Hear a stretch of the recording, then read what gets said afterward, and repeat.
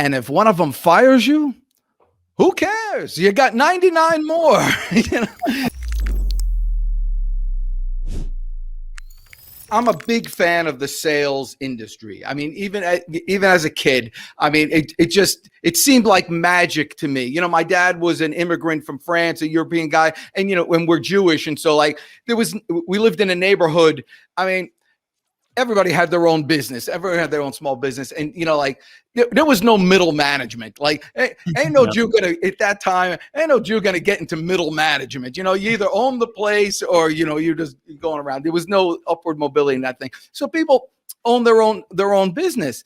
And so when I graduated school, high school, my dad says to me, and he didn't have much education. He lived in kind of, war-torn area. He lost his dad, when he was like in a concentration camp, like that type of thing. And he was running around, but, so he didn't go to school much and he didn't give me much advice, but the stuff he gave me was just so good.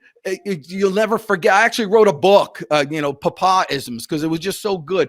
And, he told me this, he says, so whenever he gives me advice, it starts like this. It starts Danny, in this country. And then he would so when he started in this country, I knew, and it wasn't this country, it was this country. So he said, Danny, he goes, what are you going to do when you graduate? I said, I'm going to get a job. I don't know. I gave him my plans.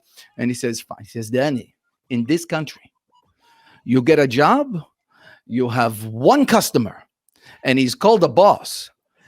And if he decides to fire you for some reason, you got he said Gunish means nothing in Yiddish. So you got Gunish.